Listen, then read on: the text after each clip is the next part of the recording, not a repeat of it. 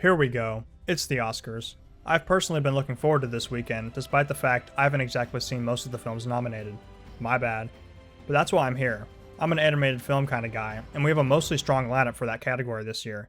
Whether you agree that mainstream modern animation in the US has fallen off or not, well, that's subjective, until you look at the very few feature films the US and Canada released in 2025.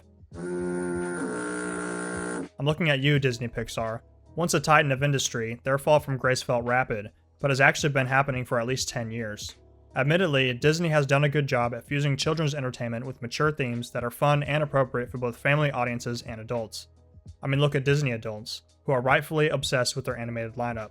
No shade here, by the way, I have no room to judge. But they have lost the Oscar spot the last 3 years, deservedly so.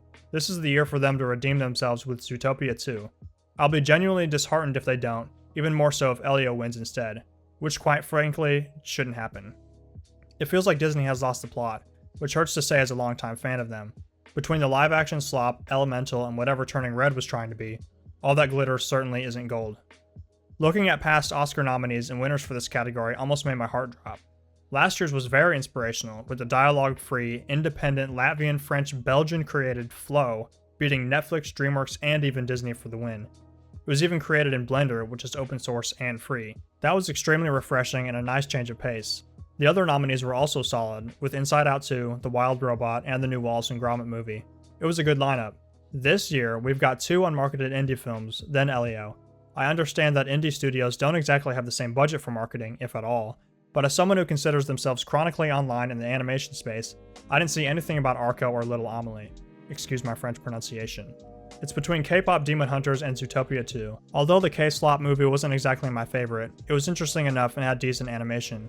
Its story was alright, but I still can't get past the Grubhub-esque art style that plagues so many modern releases. Maybe rewatching it now compared to the other nominations will make a bigger impression on me. If you couldn't tell already, Zootopia 2 is my pick for the win, and hopefully it's yours too. As Hollywood's highest grossing animated film of all time, it didn't achieve this through mediocrity or bean mouth.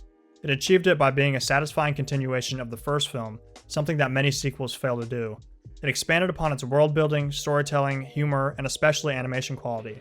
Although we have been seeing a little bit of 3D fatigue over the last few years, the film is still beautiful in its own right. I'm not here to review Zootopia 2, and it almost doesn't warrant one to me. Its mere existence and quality speaks for itself. I also don't want to spoil it if you somehow still haven't seen it yet. So, where do we go from here? We've got 5 nominees for Best Animated Feature Film, 2 of which you've probably never heard of, 2 solid contenders, and 1 that shouldn't be there. Picking Elio for the nomination over The Bad Guys 2 was just a little insulting. However, I'd rather Elio be there than that SpongeBob movie. Or Fixed, whatever that was. Or that animated Diary of a Wimpy Kid movie. Okay, we're seeing a pattern now. I really don't want to say American animation has lost its soul, because it simply hasn't. I don't even know if that's a bold statement to say, but there is something clearly wrong here. Even though I've made strong arguments for Zootopia 2, which is a continuation of an existing IP, I think that is one of the main problems we are seeing. The lack of development in ideas and the regurgitation of existing IPs. This is not a new critique, but despite that, they still pollute the box office and people still buy into them. The audience is almost equally to blame for this. I understand that these studios, mostly Disney, are cashing out on the nostalgia factor with films like their live-action remakes, but tell me why The Lion King live-action made over $500 million in the US alone. I know we can do better as an audience. The inherent hurdle here is that they are technically children's films, so a huge chunk of that profit comes from parents. This kind of thing makes me wonder how much Disney would make if they re-released the originals in theaters. This would most likely be very difficult due to licensing issues, but it's nice to dream. I'm going to get this video out before the Oscars actually air, and I'm very excited but equally anxious to see who wins for this category. I have no clue what the future of animation holds specifically, but I know for 2026, things are already looking a bit concerning. Why are we making a 5th Toy Story? Why are we making another animated Cat in the Hat movie? And why on God's green earth is DreamWorks currently in production working on a Cocomelon movie set to release next year? What is that? At least Disney sacked the Robin Hood live-action remake, but still. Has winter come for Western animation? I honestly don't know, but things are not looking too good.